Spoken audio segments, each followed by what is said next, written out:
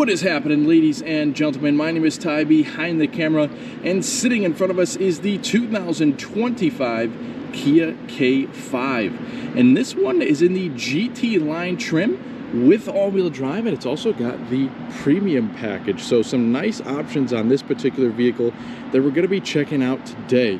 Now, throughout this video, we're going to be taking a look at all of the features this vehicle has to offer, starting off on the exterior. Then we'll pop the hood because there are two different drivetrain options on the K5. We'll then check out the trunk space, rear seat legroom, and amenities. And then we'll check out all the technology up in the front. Now, if you're interested to see how this very K5 drives, check out my channel because we have filmed a separate POV test drive on this very car.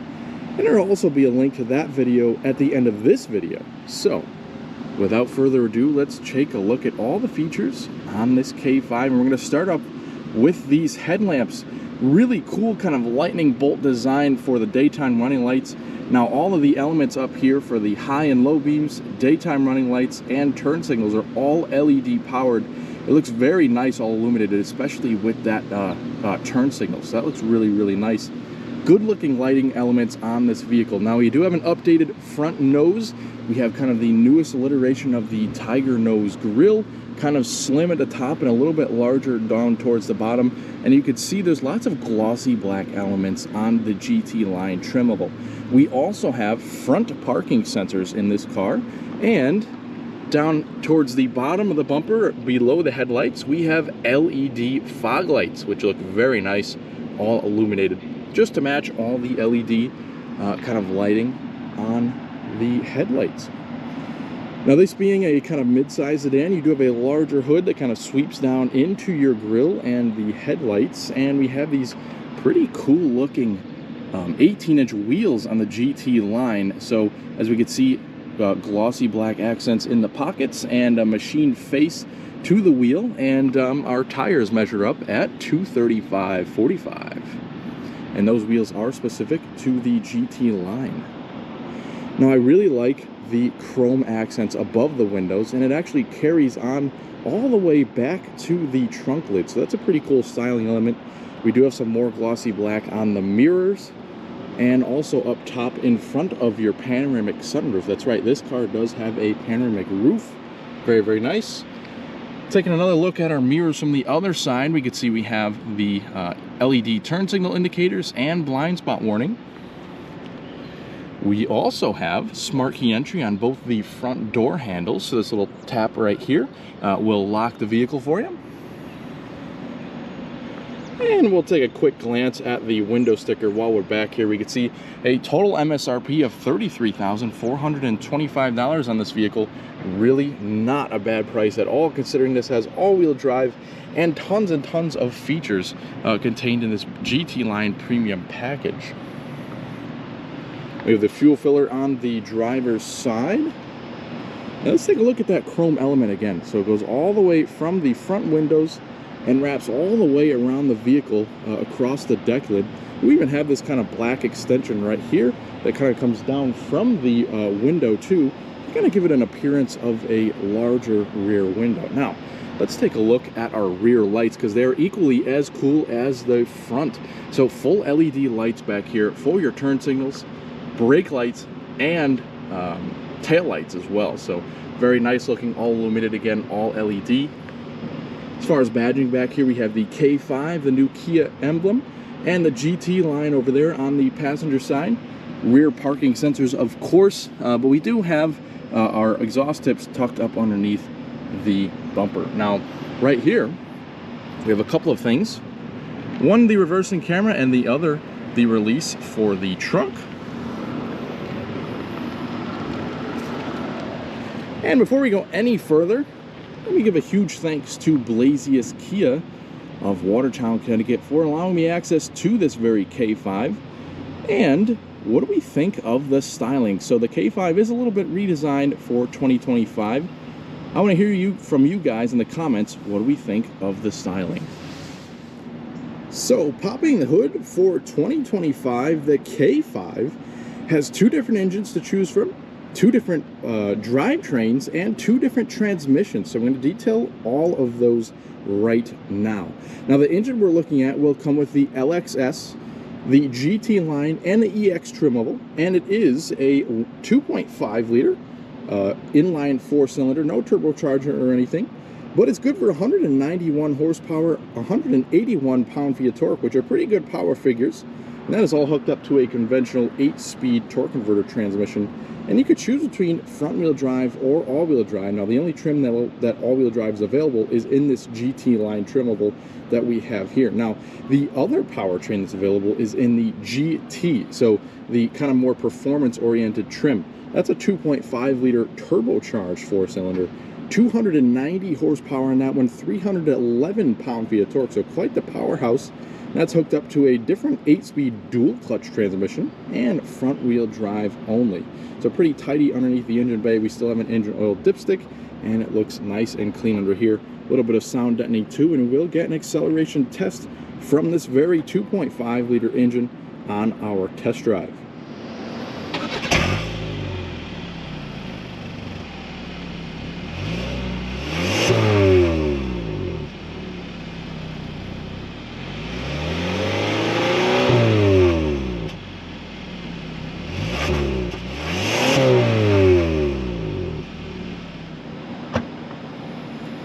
Alright, let's take a look at the cargo area on the K5. So it is a mid-size sedan, so we have a really nice amount of space within the trunk. So we have a nice wide opening, extensions to either side, quite big ones, so we could kind of fit a set of golf clubs in there. And it goes in nice and deep, not to mention we do have 60/40 split folding seats, and you can fold them down by these tabs on either side. So I'm going to pull that so we can see what it looks like from the rear passenger area. And if we flip up the trunk floor, look at that, we have a spare tire and toolkit, which is coming pretty hard to find these days in some vehicles. Now once you're done in the trunk, you have a little pull tab right here, and you can close the trunk right on down. Let's get our first glance at the interior with the rear seats here. Now we're going to check out the rear door panels because it's actually pretty nicely appointed. So we have soft touch all the way up here, which you usually don't see in this class of vehicle. We have some pretty cool trim with some chrome accenting on your door handles. Quite a bit of glossy black too with some contrast stitching. A little bit of storage for a bottle holder. And this particular vehicle, having the premium package, actually has the 12-speaker Bose audio system. Now a 6-speaker audio system comes standard. The GT line actually has a pretty nice looking interior where we have this kind of leatherette seating surfaces, very soft, perforations in the center and stitching, and we also have this kind of accented light gray or maybe even white accents on the side, so pretty cool looking. And we do have that panoramic roof. We're going to open it up once we get up front. And I'm going to hop in so you can see what a guy of my size has for space back here in the K5. Now again, mid-size sedan, so quite a bit of space back here. Now, I'm about 5'10", and I adjusted this front seat to a normal driving position for myself. So just for frame of reference, lots and lots of space back here. Now we have pockets on either of the rear seats, and we also have USB-C chargers on the back of the center console. A little bit of a kind of exhaust hump right here. But nothing to scoff at. There's definitely enough space width-wise to fit a third person back here if you need to. And it is a pretty nice place to be back here. Definitely pretty roomy. And once you open up that sunroof, you'll have a little bit more of an airy feeling. We have grab handles, coat hooks, and LED illumination in there. And we also have a fold-down little console back here with a couple of cup holders. What do you say we check out the front seats next? Let's get a quick glance at the driver's door because there are a couple of extra features up here. Same nice grade materials as well, and you have this pretty cool trim again. A couple of speakers on the driver's door. As you can see, the front speakers will say Bose on them, a bit more glossy black, and we also have powered child lock controls here on the driver's door. All of your window adjustments, mirror controls, and all that good stuff there. Now on the left of the dash, we have a couple of controls. First of all, we have an air vent. We also have the release for your tilt telescopic steering wheel, a gauge dimmer, your traction control off, and your trunk release button. Down here we have our pedals and your hood release, and some pretty cool looking carpeted mats. And very, very attractive looking seats. We even have the GT line kind of embossed in the seats there. You can see more of that white accenting, stitching, and perforations. And the driver's seat is fully powered with two-way lumbar.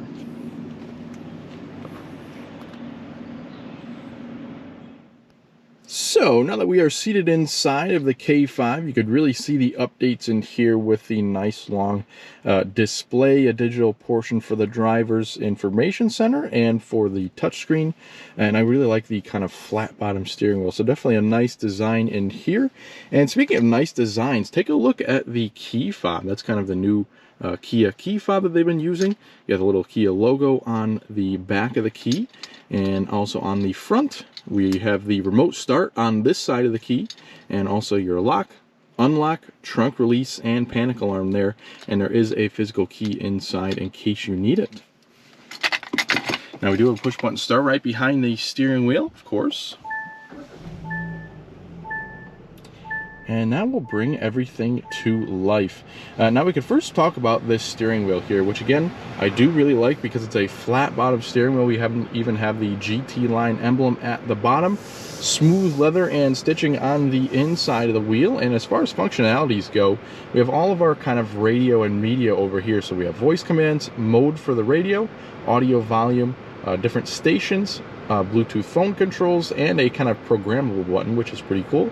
Taking a look across the airbag cover, we have kind of some adjustments for the screen up there, as well as your adaptive cruise control. So we have the pages button and the up and down and OK for the digital portion of the screen. And then we have kind of all the rest of the buttons over here for your adaptive cruise control, in addition to a button to turn on and off your lane keeping assist. Now behind the steering wheel, we have a couple of knobs, one for your kind of regular headlights, high beams, front fog lights, and your turn signals. And to the other side, we of course have our wiper adjustments. And taking a look up here is this pretty neat looking gauge cluster. Now, the frame rate is kind of interfering with this screen here, so it kind of looks like it's flickering on camera, but it's actually not in person. It's got this really cool appearance for the tachometer and speedometer here. So if we kind of rev up the engine a little bit, you can see how it adjusts. That's pretty cool. And we also have our gas gauge down here and coolant temperature down below. And in the center, we have an adjustable display. So again, we're going to use this page button and the up down with the OK buttons to adjust what we see. Now at the very top, you have your distance till empty and what gear you're in. And currently we're looking at our trip computer. So if we scroll down, we have a couple of different trip settings. If we click that pages button, we could see our navigation. We can also see some driving assistance functionalities, and moving over, we kind of have an all-wheel drive screen. And if we scroll down, we can see our tire pressures as well. So pretty cool little adjustable gauge central display there. So this portion of the gauges is really the only adjustable part. The portion over here with your tachometer and speedometer stays constant, so that is not adjustable. A couple of other things towards the bottom of the screen too. We have our speed sign recognition, also your lane keeping assist, exterior temperature, and odometer. Now the upper dash is nice and soft to the touch for the most part. We do have a nice center channel speaker, a couple of tweeters to either side of the dash too. And by the way, this Bose audio system in this car is pretty good. I did take a sample listen. Unfortunately, I can't give you guys a listen because of copyright on YouTube, but trust me, this is a pretty good audio system. Now, let's take a look at the touchscreen here. Very, very nice user interface, very easy to get used to, and it's very, very user-friendly. It also looks pretty appealing to the eyes. Now, one thing that kind of caught me by surprise is we do have built-in navigation. So we do have a nice navigation system built in, so you don't need to use Apple CarPlay, Android Auto to get navigation. You have it built in. Now you could search for addresses down here, or kind of adjust the map a little bit, and it's very nice and movable screen there. So you go back to home, and this is kind of like your home screen here for the Kia system. You have navigation, your audio and your phone right there. You can also swipe from the top to get different quick controls, so split screen on and off, illumination, brightness and things like that, quiet mode, pretty cool stuff there. And then we can also kind of sign into different profiles if you like with that button up there. Now moving across, we have some more menus. So your phone projection has to do with the Apple CarPlay, Android Auto. We can set different voice menus, check the weather, put this car into valet mode, check your vehicle diagnostics in case something goes wrong with the vehicle. And then we also have setup, which is a bunch of settings that you can adjust once you get the car home in your driveway. Moving over once again, we have a couple of other things such as your maintenance reminders, HD radio, so the Sirius XM, different notifications, and your kind of digital owner's manual. So that's pretty much the basic gist of the screen. We can kind of go into the music here and see what that looks like. Let's turn down the radio here, and we can also see what's playing kind of with this button here. That'll kind of be your radio display. And then we can also move over to Kia's kind of sounds of nature, which is pretty cool. They give you a whole list of pretty peaceful sounds that you can play through the audio system, and so that's pretty neat. And then we also have our different sources over here, and as you can see, I mentioned split screen before. You can also see a display for your navigation too, so that's pretty nice. That pretty much does it for a general overview of the touchscreen. It is very simple and easy to get used to. We have a couple of air vents, and right in between we have our hazards button. And kind of down here is a multi-use display here. So it is kind of a touchscreen unit, and you could toggle between seeing kind of mostly adjustments for the touchscreen or your climate control. So that's a pretty cool solution to kind of free up some buttons on the dash, but also get kind of all the essentials in with physical, quote-unquote, physical buttons here. So while we're on the kind of touchscreen controls, we have the audio volume here and the tune knob. Now what will remain constant is these four buttons. So we have our defrosters, automatic climate, and recirculating. So these four buttons, no matter what screen you switch it to, will stay constant. Now we have a couple of shortcuts for the screen down here as well, and if we switch it over to climate control, this will switch to your temperatures to either side for the driver and passenger, so dual zone climate control. And then we can also see our temperature displays right there, AC settings, fan speed, where you want the air to blow, and also a sync button with your passenger side temperature. So pretty cool solution there to kind of free up some space, free up some buttons and things like that, but still have all your essentials. Now down here, surrounded in some glossy black, let's get the shifter out of the way, we have a couple of things here. So two USB-C connections and also a 12-volt power outlet, pretty cool little push to reveal. And then we also have a wireless charging pad for your phone, and I guess another spot for another phone too. Now down here we do have our shifter. Now if we put it into reverse, we can see the parking sensors, both front and rear, will activate, and you can see a nice big display for your reversing camera. Now we also have neutral, drive, and then a manual mode too, which you can bump it over like this and shift manually throughout the 8 gears in the transmission.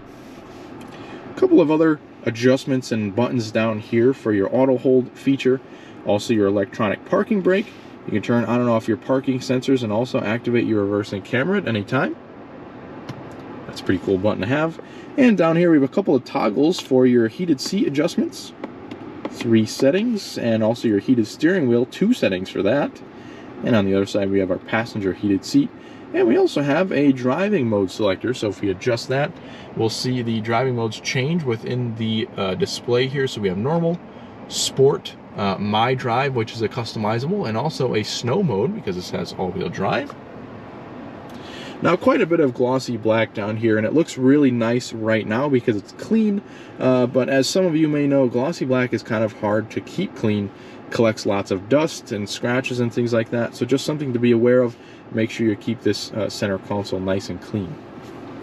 Now we have a little bit of an open storage area right here, and if we pop open the center console, we have a larger covered area, and the center console is nice and soft. Taking a look at the passenger area, we can see we have the glove box over here. Nice and roomy, soft plastic on the inside, and our passenger seat is manually adjusting. We have more of the kind of pretty cool gray trim with some stripes on it and some more chrome accents. Full black headliner for the GT line, but if we want to air it up, all we have to do is just press that little button there, and that'll open up our sunshade and sunroof. So as you can see, that button will control both the sunshade and sunroof, which is pretty cool.